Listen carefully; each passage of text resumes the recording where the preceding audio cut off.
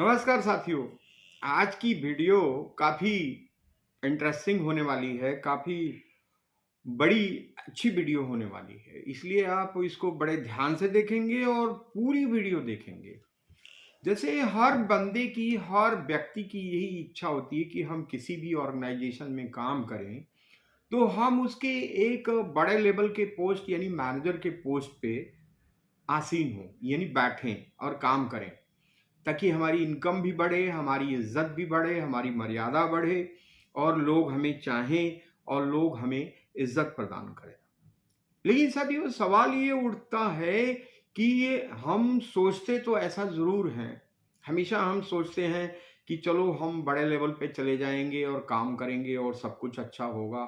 But उसके लिए क्या-क्या योग्यताएँ हैं, क्या-क्या एबिलिटीज़ होनी चाहिए, वो सारी बातें आपको इस इस वीडियो में हम डिस्कस करेंगे।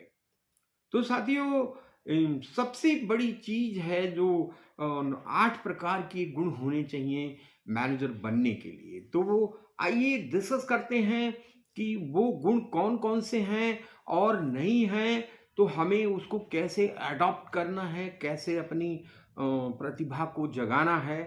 तो डिस्कस करते हैं साथियों, कुशल नेतृत्व करना।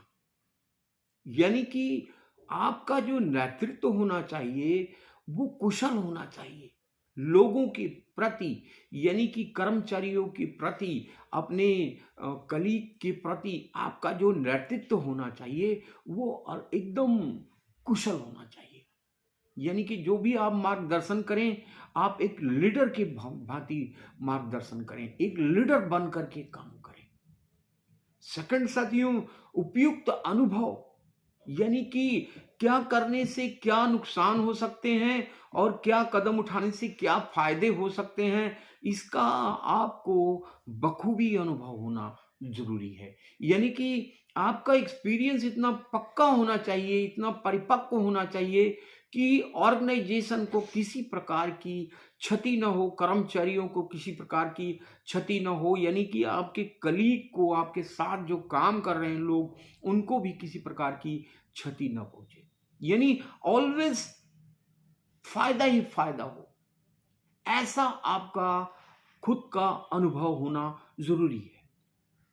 आपके संवाद में बहुत ज्यादा क्षमता होनी चाहिए। यानी आप जो बात करें वह ऐसी बात करें कि वह सबको भाए और प्रॉफिटेबल हो। यानी कि कंपनी के लिए प्रॉफिटेबल हो, कर्मचारी के लिए प्रॉफिटेबल हो, यानी कलीग्स के लिए प्रॉफिटेबल हो, यानी समाज और देश के लिए भी प्रॉफिटेबल हो। इस प्रकार की आपकी संवाद यानी वाणी की, बोलने की क्षमता होनी चाहिए। आगे बढ़ते हैं साथियों, विषय वस्तु की विशेषता, यानी कि क्या विषय में बात करना है, किस वस्तु पे बात करना है, इसका आपको बखूबी नॉलेज होना बेहद जरूरी है। यानी कि आप जिस वस्तु पे बात कर रहे हैं, जिस सामग्री पे बात कर रहे हैं, जिस विषय पे बात कर रहे हैं, उसका पूरा पूरा ज्ञान होना चाहिए। यानी संगठन, यानी संगठन जो कौशल है आपके अंदर, लोगों को एकजुट करने का कौशल, यानी कि लोगों को एक विचार में लाने का कौशल, यानी कि लोगों को एक जैसा बनाने का कौशल आपके अंदर प्रचुर मात्रा में होना चाहिए। यानी कि आपका जो नेतृत्व है, आपकी वाणी है, आपका कार्यकलाप है, आपका जो भी प्रेजेंटेशन है, वह इतना बढ़िया होना चाहिए, इतना कुशल होना चाहिए कि आप इन लोगों को, अनजाने लोगों को भी अपने साथ आकर्षित कर लें और एक बढ़िया बड़ा संगठन बना सके। ये गुण भी एक कुशल मैनेजर बनने के लिए जरूरी है साथियों। उचित समय का प्रबंधन, यानी टाइम मैनेजमेंट, यानी कि कम कॉस्ट में अधिक उत्पादन, अधिक प्रोडक्टिविटी की कार्यकुशलता की नॉलेज आपके अंदर बखूबी होना जरूरी है। यानी कि कम खर्च में हम कैसे अधिक प्रोडक्टिविटी लाएं और क्वालिटी लाएं कि हमारा कस्टमर सेटिस्फाई हो और हमारा कस्टमर जब सेटिस्फाई होगा साथियों, तो वो तमाम ऑर्डर प्लेस करेगा, हमारे ब्रांड को चॉइस करेगा और हमारी कंपनी, हमारी ऑर्गेनाइजेशन, हमारा देश ऑलवेज तरक्की की राह पर चल पड़ेगा। आगे बढ़ते हैं साथियों। विश्वसनीयता यानी ट्रस्ट। आपका जो ट्रस्ट है वो लोगों के बीच में इतना बढ़िया होना चाहिए कि आप जो भी बोलें उसको करके दिखाएं, उसको ऑलवेज पूरा करने की कोशिश करें, चाहे वो कोई भी कार्य हो। जो भी आपने वचन दे दिया या बात कह दी या कोई भी बातें कह दी, तो उस पर अमल करना, उसको पूरा करना आपका परम कर्तव्य है। तभी एक अच्छी कार्य कुशल मैनेजर आप बन सकते हैं। आगे बढ़ते हैं साथियों। प्रतिनिधि करने की क्षमता, प्रतिनिधित्व यानी कि लीडरशिप, यानी कि आपके अंदर एक अच्छी लीडरशिप होनी चाहिए। ऐसा लीडरशिप जो लोगों को भाए, जो लोगों को अपनी तरफ आकर्षित करे, जो लोगों को लगे कि हाँ, हमारा लीडर हमारे पक्ष में हमेशा अच्छा कार्य करता है, कंपनी के पक्ष में अच्छा कार्य करता है और जनता के लिए अच्छा कार्य करता है और देश के लिए अच्छा कार्य करता है। अब आप कहेंगे कि एक मैनेजर देश की हेल्प कैसे कर सकता है? तो साथियों, देश की हेल्प इस तरह हो गई कि अधिक प्रोडक्टिविटी होगी, अधिक से अधिक हम एक्सपोर्ट कर सकते हैं, अधिक से अधिक हमारी विदेशी मुद्रा हमारे देश में आएगी, तो हमारा देश मजबूत होता है, हमारा देश पर डे मजबूत होता है। ऐसा सोचकर, इस भावना से अगर हम कार्य करेंगे तो हम निश्चित ही एक सफल मैनेजर बनेंगे। आगे बढ़ते हैं साथियों।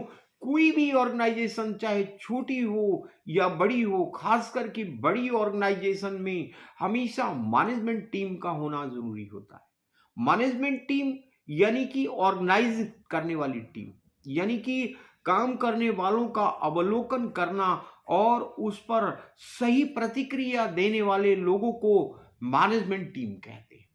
What is difference between management and worker? फिर से बताता हूं मैं। The workers are doing a hard job all the day but not reporting to top management, middle management, lower management due to not he have not a more knowledge, but management always doing a job and collect the report from all the department and sending to the top management, mid management, lower management always. This is the difference between workers and management team.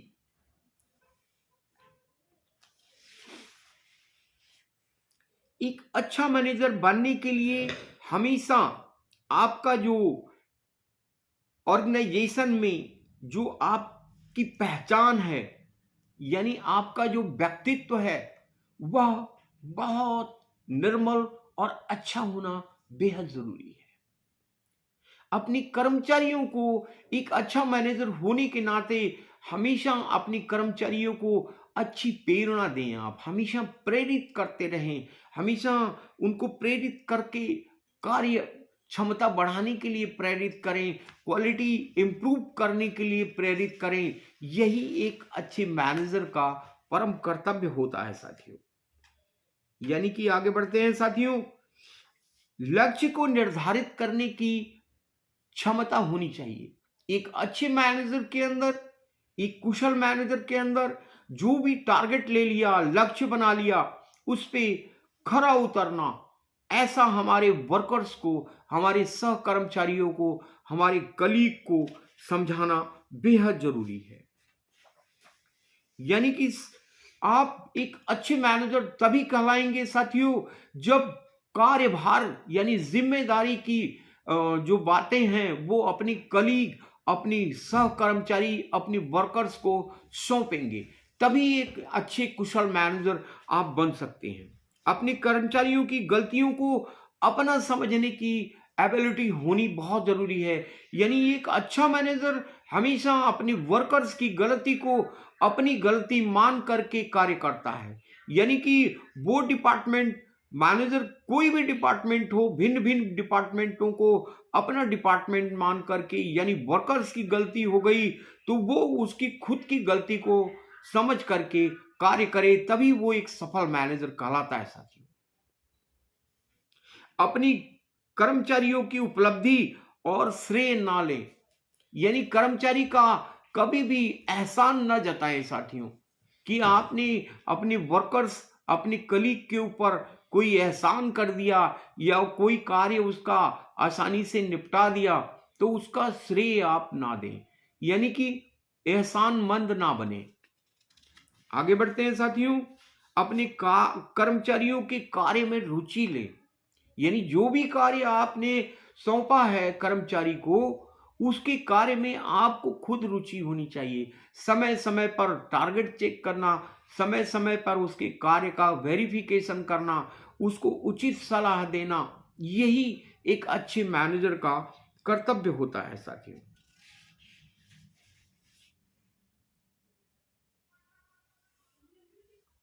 सबके साथ बराबरी का व्यवहार करना, यानी कि साथियों ऐसा नहीं कि कोई आपके लिए बहुत प्यारा है और कोई आपके लिए गलत है, ऐसा नहीं सोचना चाहिए। एक अच्छे मैनेजर का परम कर्तव्य बनता है साथियों कि हर कर्मचारी के लिए बराबर का दर्जा देना, यानी सबको इज्जत देना, सबको प्यार देना, सबको अपना समझना, यही एक अच्छे मैनेजर का परम कर्तव्य होता है। सलाह देना, यानी कि आप अपने कर्मचारी को कैसे उन्नति हो, कैसे प्रोडक्टिविटी बढ़े, कैसे क्वालिटी में निखार आए, इसकी सलाह हमेशा कर्मचारी से लेना और कर्मचारी को देना, यही एक सबसे बड़ा कर्तव्य होता है एक कुशल मैनेजर का। आशा करता हूं साथियों मैंने बहुत सारी बातें बताई हैं आपको, और ये बातें अगर आप ध्यान से एक बार, दो बार, चार बार, 10 बार देखेंगे तो आपको बहुत सारी नॉलेज प्राप्त होगी। आपका प्यार बहुत मिलता है साथियों, आप इसको ज्यादा से ज्यादा शेयर करें, उन व्यक्तियों को शेयर करें जो जरूरतमंद हैं, जो लाइफ में कुछ कर दिखाने की क्षमता रखते हैं, कुछ कर गुजरना चाहते हैं, उनको ये वीडियो मेरी, उनको जरूर आप सब्सक्राइब कराएं। थैंक यू वेरी मच साथियों, बाय।